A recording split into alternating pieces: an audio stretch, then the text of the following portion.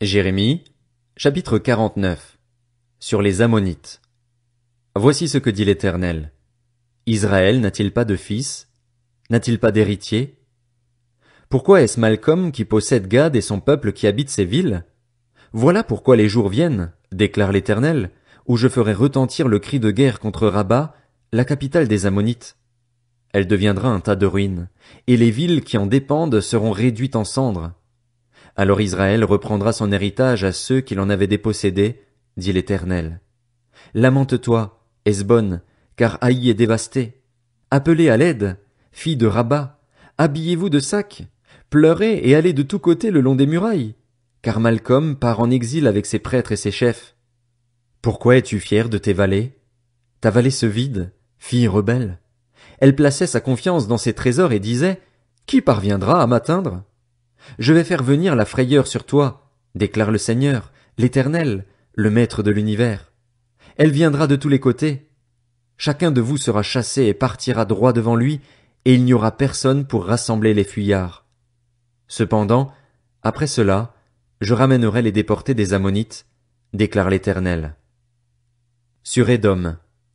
Voici ce que dit l'Éternel, le Maître de l'univers. N'y a-t-il plus de sagesse dans Théman? Les conseils des hommes intelligents ont-ils disparu? Leur sagesse s'est-elle évanouie? Fuyez, tournez le dos, allez vous réfugier dans les profondeurs, habitants de Dedan. En effet, je fais venir le malheur sur Ésaü, c'est le moment de mon intervention contre lui. Si des vendangeurs viennent chez toi, laisseront-ils de quoi grappiller? Si des voleurs viennent de nuit, ne détruiront-ils pas tout ce qu'ils peuvent? Mais c'est moi-même qui dépouille Ésaü, qui met ses cachettes à découvert. Il ne pourra plus se mettre à l'abri. Sa lignée, ses frères et ses voisins seront dévastés, et il n'existera plus. Abandonne donc tes orphelins. Moi, je les garderai en vie. Quant à tes veuves, qu'elles placent leur confiance en moi. En effet, voici ce que dit l'Éternel. Ceux qui n'étaient pas condamnés à boire la coupe la boiront malgré tout, et toi, tu resterais impuni. Non, tu ne resteras pas impuni, tu la boiras, c'est certain. Oui, j'en fais le serment par moi-même, déclare l'Éternel, Botsra deviendra un sujet de consternation et d'insulte, un endroit dévasté et maudit. Quant aux villes voisines, elles deviendront des ruines, et ce pour toujours. J'ai appris une nouvelle de la part de l'Éternel et un messager a été envoyé parmi les nations. Rassemblez-vous et marchez contre Édom. Levez-vous pour lui faire la guerre. Oui, je t'ai rendu petit parmi les nations. Tu es un objet de mépris parmi les hommes. Ton insolence, l'orgueil de ton cœur t'a égaré, toi qui es installé dans le creux des rochers, toi qui occupes le sommet des collines. Puisque tu places ton nid aussi haut que celui de l'aigle, je t'en ferai tomber, déclare l'Éternel. Édom deviendra un sujet de consternation. Tous ceux qui passeront près de lui seront consternés et siffleront à la vue de toutes ses blessures. Ce sera comme lors de la catastrophe qui a frappé Sodome et Gomorrhe ainsi que les villes voisines, dit l'Éternel. Plus personne n'y habitera, aucun homme n'y séjournera. Voici que, pareil à un lion, il monte des rives luxuriantes du Jourdain pour s'attaquer à un domaine solide. J'agirai en un clin d'œil, je ferai déguerpir Édom de là et j'établirai à sa tête celui que j'ai choisi. En effet, qui est semblable à moi? Qui me donnera des ordres? Quel est le berger qui me résistera? C'est pourquoi, écoutez la décision que l'Éternel a prise contre Édom et les projets qu'il a formés contre les habitants de Théman. On les traînera comme de faibles brebis, on dévastera leur domaine devant eux. Au bruit de leur chute, la terre tremble. C'est un cri qu'on entend jusqu'à la mer des roseaux. Voici que, pareil à l'aigle, il monte, il plane, il déploie ses ailes sur Botsra et, ce jour-là, le cœur des guerriers d'Édom est pareil à celui d'une femme prête à accoucher. Sur Damas. Hamath et Arpad sont dans la honte, car elles ont appris une mauvaise nouvelle. Elles en tremblent, ce sont des vagues d'anxiété impossibles à calmer. Damas s'affaisse, elle se tourne pour prendre la fuite et elle est saisie de panique. L'angoisse et les douleurs s'emparent d'elle, comme pour une femme prête à accoucher. Comment? Elle n'a pas été évacuée, la ville dont on chantait les louanges, la ville qui faisait ma joie. C'est pourquoi, ce jour-là, ces jeunes gens tomberont sur ces places et tous ces hommes de guerre seront réduits au silence, déclare l'Éternel, le Maître de l'univers. Je mettrai le feu au mur de Damas, et il dévorera le palais de Ben-Hadad. Sur Kédar et les royaumes de Hatsor, auxquels Nebuchadnezzar, roi de Babylone, infligea une défaite. Voici ce que dit l'Éternel. Levez-vous, montez à Kédar et semez la dévastation chez les nomades de l'Est. On prendra leurs tentes et leurs troupeaux, on s'emparera de leurs abris en toile, de tous leurs bagages et de leurs chameaux, et on leur criera, « La terreur règne de tous côtés !» Fuyez, décampez de toutes vos forces, cachez-vous dans les profondeurs, habitants de Hatsor, déclare l'Éternel. En effet, Nebuchadnezzar, roi de Babylone, a pris une décision contre vous, il a formé un projet contre vous. Levez-vous, montez contre une nation tranquille, qui habite en sécurité, déclare l'Éternel. Elle n'a ni porte ni verrou, et elle habite à l'écart. Leurs chameaux seront livrés au pillage, et leurs nombreux troupeaux formeront un butin. Je les disperserai à tous les vents, ceux qui se rasent les coins de la barbe, et je ferai venir leur ruine de tous les côtés, déclare l'Éternel. Hatsor sera le repère des chacals, un désert pour toujours. Plus personne n'y habitera, aucun homme n'y séjournera. Voici la parole de l'Éternel adressée au prophète Jérémie à propos d'Élam, au début du règne de Sédécias sur Juda. Voici ce que dit l'Éternel, le Maître de l'univers. Je vais briser l'arc d'Élam, sa principale force. Je ferai venir sur Élam 4 vents venant des 4 coins du ciel, et je les disperserai à tous ces vents. Il n'y aura pas une nation qui ne voie l'arrivée de réfugiés d'Élam. Je ferai trembler les habitants d'Élam devant leurs ennemis, devant ceux qui en veulent à leur vie. J'amènerai sur eux le malheur, provoqué par mon ardente colère, déclare l'Éternel. J'enverrai l'épée à leur poursuite, jusqu'à leur extermination.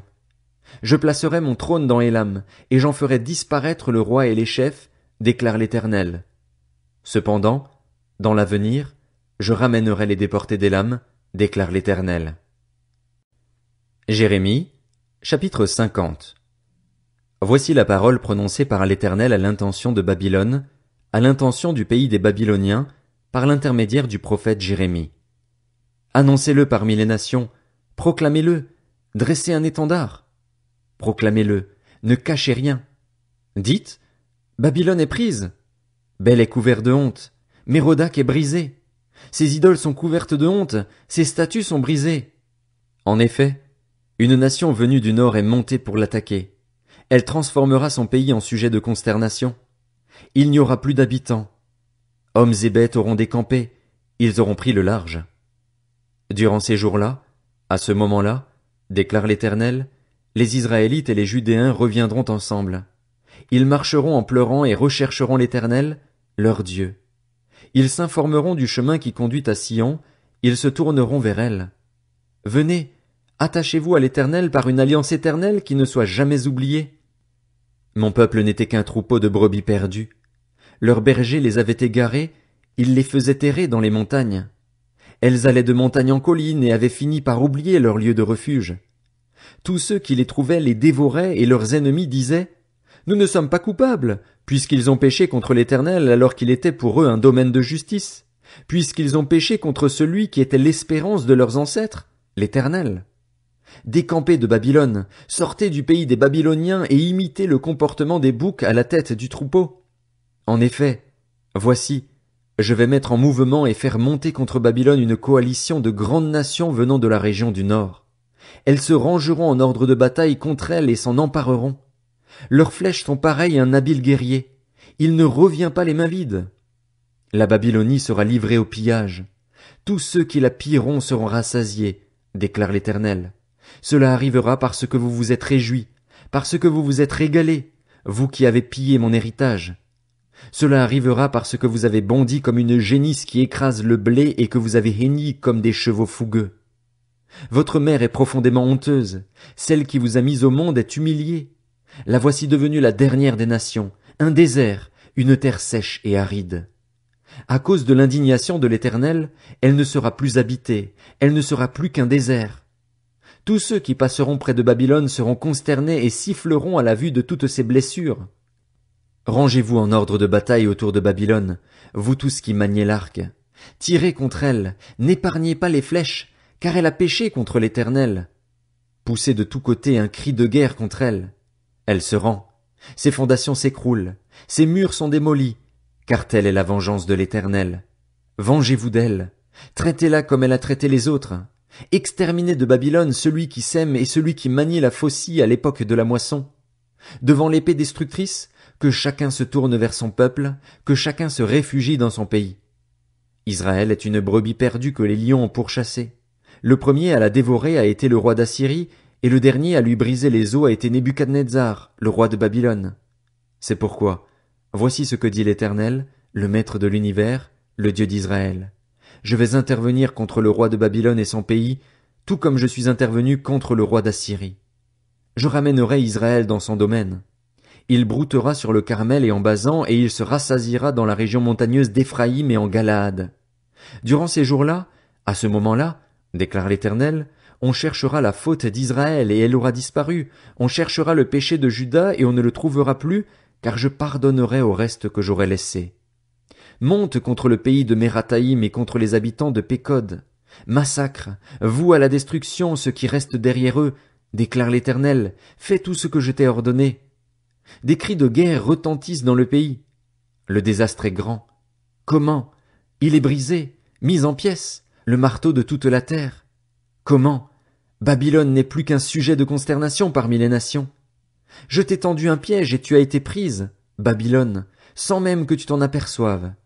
Tu as été découverte et on s'est emparé de toi parce que c'est à l'Éternel que tu t'es attaqué. L'Éternel a ouvert son arsenal et en a tiré les armes de sa colère. Oui, c'est une œuvre du Seigneur, de l'Éternel, le Maître de l'univers, dans le pays des Babyloniens. Venez de partout contre Babylone, ouvrez ses greniers, entassez-la comme on entasse des tas de gerbes et vouez-la à la destruction. Qu'il ne reste plus rien d'elle. Massacrez tous ces taureaux, qu'ils descendent à l'abattoir. Malheur à eux, car leur jour est arrivé. C'est le moment pour moi d'intervenir contre eux. Les cris des fuyards, des rescapés de la région de Babylone, viennent annoncer dans Sion la vengeance de l'Éternel, notre Dieu, la vengeance de son temple. Mobilisez des archers contre Babylone. Vous tous qui maniez l'arc, campez autour d'elle. Qu'il n'y ait aucun rescapé. Traitez-la conformément à ses actes, rendez-lui exactement l'appareil. En effet, elle a fait preuve d'arrogance envers l'Éternel, envers le Saint d'Israël. Voilà pourquoi ces jeunes gens tomberont sur ces places et tous ces hommes de guerre seront réduits au silence ce jour-là, déclare l'Éternel. Oui, je m'en prends à toi, orgueilleuse, déclare le Seigneur, l'Éternel, le Maître de l'univers. Ton jour est arrivé, c'est le moment pour moi d'intervenir contre toi. L'orgueilleuse trébuchera, elle tombera, et il n'y aura personne pour la relever. Je mettrai le feu à ces villes et il dévorera tous leurs environs. Voici ce que dit l'Éternel, le Maître de l'univers. Les Israélites et les Judéens sont opprimés ensemble. Tous ceux qui les ont déportés les retiennent et refusent de les laisser partir.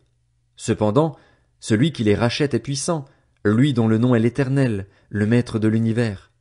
Il défendra vraiment leur cause afin de donner du repos au pays et de faire trembler les habitants de Babylone. Que l'épée frappe les Babyloniens, déclare l'Éternel, qu'elle atteigne les habitants de Babylone, ses chefs et ses sages. Que l'épée atteigne les faiseurs de prédictions et qu'ils se conduisent comme des fous. Que l'épée atteigne ses guerriers et qu'ils soient terrorisés. Que l'épée atteigne ses chevaux et ses chars. Qu'elle atteigne les peuples de toutes sortes qui vivent au milieu d'elle et qu'ils deviennent des femmelettes. Que l'épée atteigne ses trésors et qu'ils soient pillés. Que la sécheresse atteigne son eau, qu'elle arrête de couler. En effet, c'est un pays rempli de sculptures sacrées et il délire à cause de ces représentations terrifiantes. Voilà pourquoi les animaux du désert s'y installeront en compagnie des chacals et les autruches y éliront domicile. Babylone ne sera plus jamais habitée. Les générations passeront, mais plus personne n'y résidera. Ce sera comme lors de la catastrophe dont Dieu a frappé Sodome et Gomorrhe ainsi que les villes voisines, déclare l'Éternel. Plus personne n'y habitera, aucun homme n'y séjournera. Un peuple vient du nord, une grande nation et de nombreux rois se mettent en mouvement depuis les extrémités de la terre. Ils empoignent l'arc et le javelot. Ils sont cruels et ne montrent aucune compassion. Leur voix gronde comme la mer. Ils sont montés sur des chevaux, prêts à combattre comme un seul homme contre toi, fille de Babylone. En apprenant la nouvelle, le roi de Babylone baisse les bras. L'angoisse s'empare de lui, pareil à la douleur d'une femme qui accouche. Voici que, pareil à un lion, il monte des rives luxuriantes du Jourdain pour s'attaquer à un domaine solide. J'agirai en un clin d'œil, je les ferai déguerpir de là et j'établirai à la tête de Babylone celui que j'ai choisi. En effet, qui est semblable à moi? Qui me donnera des ordres? Quel est le berger qui me résistera? C'est pourquoi écoutez la décision que l'Éternel a prise contre Babylone et les projets qu'il a formés contre le pays des Babyloniens. On les traînera comme de faibles brebis, on dévastera leur domaine devant eux. Au bruit de la prise de Babylone, la terre tremble. C'est un cri qu'on entend parmi les nations. Jérémie, chapitre 51. Voici ce que dit l'Éternel. Je vais faire se lever contre Babylone et contre les habitants de la Babylonie un vent destructeur. J'envoie contre Babylone des étrangers qui la disperseront et qui videront son pays. Ils fondront de tous côtés sur elle le jour du malheur. Comptant de l'arc contre celui qui tend son arc et contre celui qui fait le fier dans sa cuirasse. N'épargnez pas ces jeunes hommes. Vouez à la destruction toute son armée. Les blessés mourront dans le pays des Babyloniens, et dans les rues de Babylone ceux qui seront transpercés de coups. En effet, Israël et Juda ne sont pas abandonnés de leur Dieu, de l'Éternel, le Maître de l'univers, et le pays des Babyloniens est rempli de crimes contre le Saint d'Israël. Fuyez de Babylone, que chacun se sauve. Ne vous laissez pas réduire au silence par sa faute. En effet, c'est une période de vengeance pour l'Éternel, il va la traiter comme elle le mérite. Babylone était une coupe d'or dans la main de l'Éternel. Elle enivrait toute la terre. Les nations ont bu de son vin, c'est pourquoi elles se sont conduites comme des folles. Soudain Babylone est tombée, et elle est en pièces. Lamentez-vous sur elle, prenez du baume pour sa plaie, peut-être guérira-t-elle. Nous avons soigné Babylone, mais elle n'a pas guéri.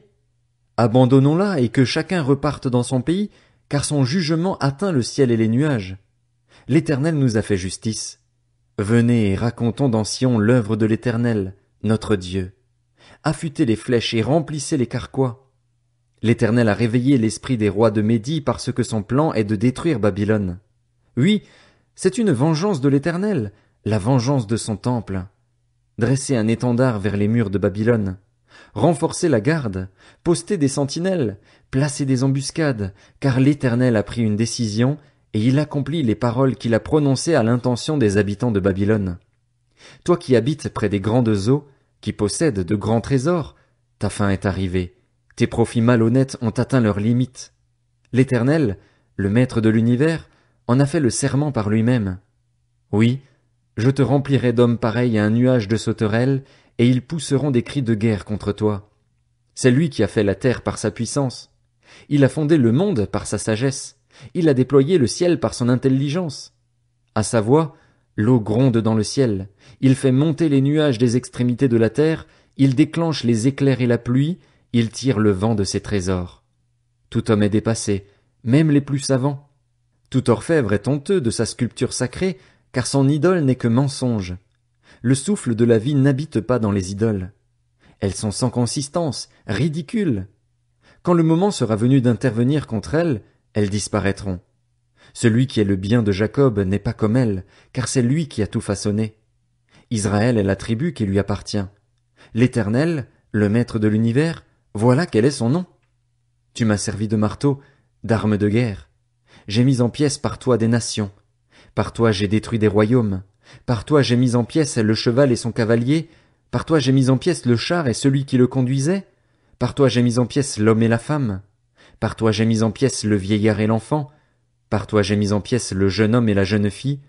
Par toi j'ai mis en pièces le berger et son troupeau. Par toi j'ai mis en pièces le cultivateur et sa paire de bœufs. Par toi j'ai mis en pièces les gouverneurs et les magistrats. Sous vos yeux, je rendrai à Babylone et à tous les habitants de la Babylonie tout le mal qu'ils ont fait à Sion, déclare l'Éternel. Oui, je m'en prends à toi, montagne de destruction, déclare l'Éternel, toi qui détruis toute la terre. Je déploierai ma puissance contre toi, je te précipiterai du haut des rochers et je ferai de toi une montagne carbonisée. On ne pourra tirer de toi ni pierre angulaire ni pierre de fondation, car tu seras un désert pour toujours, déclare l'Éternel. Dressez un étendard dans le pays, sonnez de la trompette parmi les nations. Mettez à part des nations aptes à s'attaquer à elle, mobilisez contre elle les royaumes d'Ararat, de Mini et d'Ashkénaz. Postez des officiers contre elle. Faites avancer les chevaux comme un nuage de sauterelles. Mettez à part contre elle les nations, les rois de Médie, ses gouverneurs et tous ses magistrats, et tout le territoire placé sous leur domination. La terre tremble, elle est bouleversée, car les projets de l'Éternel contre Babylone s'accomplissent. Il va faire de la région de Babylone un désert inhabité. Les guerriers de Babylone cessent de combattre, ils restent dans les forteresses. Leur courage s'est éteint, ils sont devenus comme des femmelettes. On a mis le feu aux habitations, on a brisé les verrous. Les coursiers se relayent, les messagers se croisent pour annoncer au roi de Babylone que sa ville est prise de tous les côtés, que les passages sont occupés, les marais embrasés par le feu et les hommes de guerre terrifiés. En effet, voici ce que dit l'Éternel, le Maître de l'univers, le Dieu d'Israël. La fille de Babylone est comme une surface de terrain qu'il est temps de piétiner. Encore un peu de temps et le moment de la moisson sera venu pour elle. Nebuchadnezzar, roi de Babylone, m'a dévoré, m'a dépouillé. Il m'a laissé pareil à un vase vide. Tel un dragon, il m'a englouti, il a rempli son ventre de ce que j'avais de précieux. Il m'a chassé. Que la violence dont j'ai été victime retombe sur Babylone, dit l'habitante de Sion. Que mon sang retombe sur les habitants de la Babylonie, dit Jérusalem. C'est pourquoi, voici ce que dit l'Éternel. Je vais défendre ta cause, je te vengerai. Je mettrai à sec la mer de Babylone et je ferai disparaître sa source. Babylone deviendra un tas de ruines, un repère de chacals, un sujet de consternation et de moquerie. Il n'y aura plus d'habitants. Ils rugiront ensemble comme des jeunes lions, ils pousseront des cris comme des lionceaux. Quand ils seront enfiévrés, j'organiserai leur orgie. Je les rendrai ivres pour qu'ils soient gais, qu'ils s'endorment d'un sommeil perpétuel et ne se réveillent plus, déclare l'Éternel. Je les conduirai à l'abattoir comme des agneaux, comme des béliers et des boucs. Comment? Chez chaque éprise, celle dont toute la terre chantait les louanges est conquise. Comment? Babylone n'est plus qu'un sujet de consternation parmi les nations. La mer a envahi Babylone, elle a été submergée par la masse de ses flots. Ses villes sont dévastées, la terre est devenue aride et déserte. C'est un pays que plus personne n'habite et où ne passe plus aucun homme. J'interviendrai contre Bel à Babylone, j'arracherai de sa bouche ce qu'il a dévoré et les nations n'afflueront plus vers lui. Même la muraille de Babylone est tombée. Sortez du milieu d'elle, mon peuple, et que chacun se sauve loin de la colère ardente de l'Éternel. Que votre cœur ne se trouble pas. N'ayez pas peur des rumeurs qui se propageront sur la terre. Cette année surviendra une rumeur, l'année suivante une autre rumeur. Il n'y a que violence sur la terre, un dominateur succède un autre dominateur. Voilà pourquoi les jours viennent où j'interviendrai contre les sculptures sacrées de Babylone. Tout son pays sera couvert de honte et tous ses blessés mourront au beau milieu d'elle.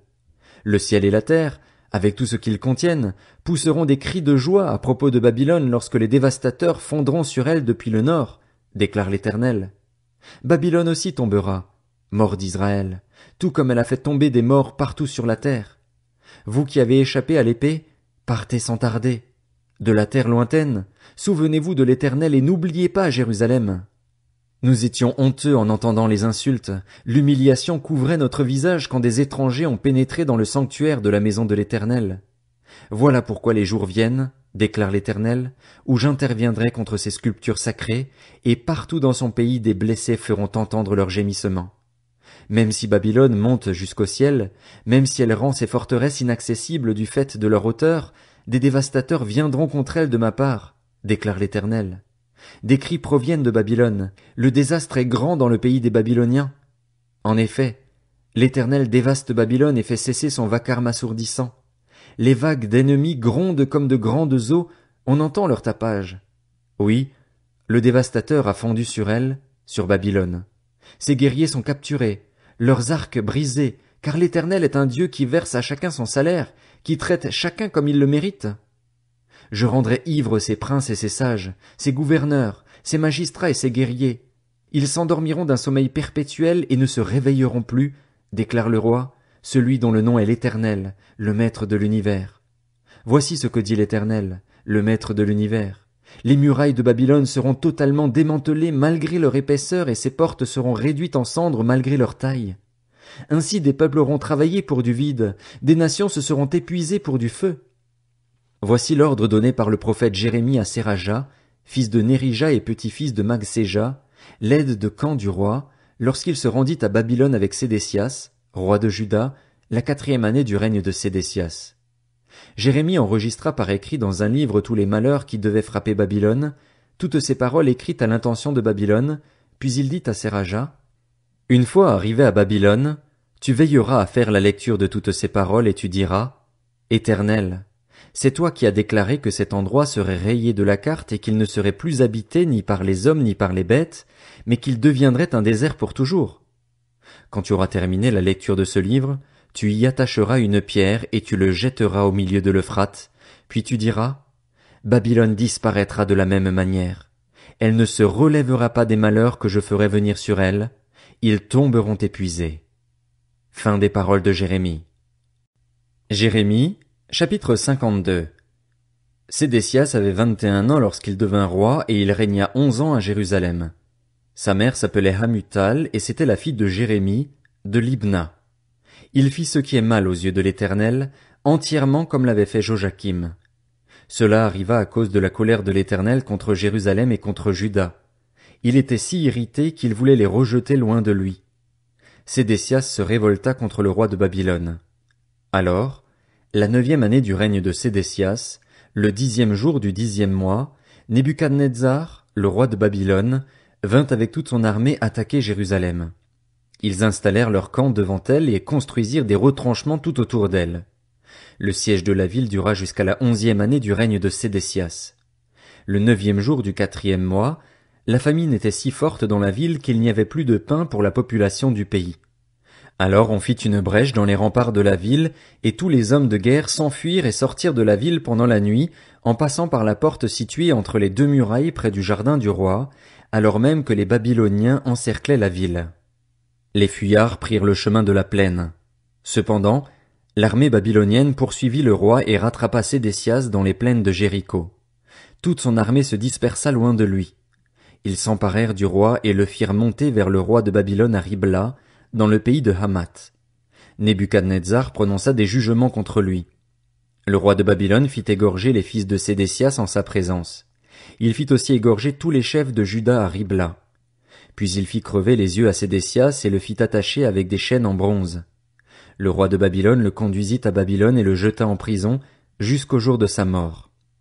Le 10e jour du 5e mois, c'était la 19e année du règne de Nebuchadnezzar sur Babylone, Nebuzaradan, le chef des gardes qui était au service du roi de Babylone, pénétra dans Jérusalem. Il brûla la maison de l'Éternel, le palais royal et toutes les maisons de Jérusalem. Il livra aux flammes toutes les maisons d'une certaine importance. Toute l'armée babylonienne qui accompagnait le chef des gardes démolit la totalité des murailles formant l'enceinte de Jérusalem. Nebuzaradan, le chef des gardes, emmena en exil une partie des pauvres du peuple, les membres du peuple qui étaient restés dans la ville, ceux qui s'étaient déjà rendus au roi de Babylone et tout le reste des artisans. Toutefois, Nebuzaradan, le chef des gardes, laissa comme vigneron et comme agriculteur une partie des pauvres du pays. Les Babyloniens brisèrent les colonnes en bronze qui étaient dans la maison de l'Éternel, ainsi que les bases et la cuve en bronze qui s'y trouvaient, et ils en emportèrent tout le bronze à Babylone. Ils prirent les cendriers, les pelles, les couteaux, les coupes, les tasses et tous les ustensiles en bronze qu'on utilisait pour le culte. Le chef des gardes prit encore les bassins, les brûle-parfums, les coupes, les cendriers, les chandeliers, les tasses et les gobelets, aussi bien ce qui était en or que ce qui était en argent. Quant aux 2 colonnes, à la cuve et aux 12 bœufs en bronze qui servaient de base, ce que le roi Salomon avait fait pour la maison de l'Éternel, il était impossible de peser le bronze de tous ces éléments. La hauteur d'une colonne était de 9 mètres et l'on pouvait en faire le tour avec un cordon de 6 mètres. Elle était creuse, derrière une épaisseur de bronze de 8 centimètres. Il y avait au-dessus un chapiteau en bronze. Il était haut de 2 mètres et demi. Autour du chapiteau il y avait un treillis et des grenades, le tout en bronze. Il en allait de même pour la seconde colonne, aussi avec des grenades. Il y avait 96 grenades de chaque côté et un total de 100 grenades autour du treillis. Le chef des gardes captura le grand prêtre Séraja, le prêtre adjoint Sophonie et les 3 gardiens de l'entrée. Dans la ville, il captura un eunuque qui commandait aux hommes de guerre, 7 hommes qui faisaient partie des conseillers du roi et qu'on trouva dans la ville, le secrétaire du chef de l'armée chargé d'enrôler la population du pays, ainsi que 60 hommes pris parmi la population du pays qu'on trouva dans la ville.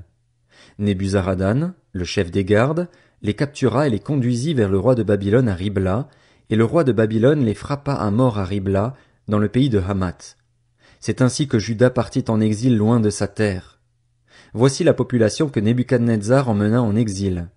La 7e année de son règne, 3023 Juifs. La 18e année de son règne, il emmena de Jérusalem 832 personnes. La 23e année de son règne, Nebuzaradan, le chef des gardes, emmena en exil 745 Juifs. Cela fait un total de 4600 personnes. La 37e année de l'exil de Joachim, roi de Juda, le 25e jour du 12e mois, Évil-Mérodach, le roi de Babylone, releva la tête du roi de Juda Joachim et le fit sortir de prison. C'était la première année de son règne. Il lui parla avec bonté et lui donna une place supérieure à celle des autres rois retenus avec lui à Babylone. Il lui fit changer ses habits de prisonnier et Joachim mangea à sa table tout le reste de sa vie. Le roi de Babylone pourvut constamment à son entretien journalier durant tout le reste de sa vie, jusqu'au jour de sa mort.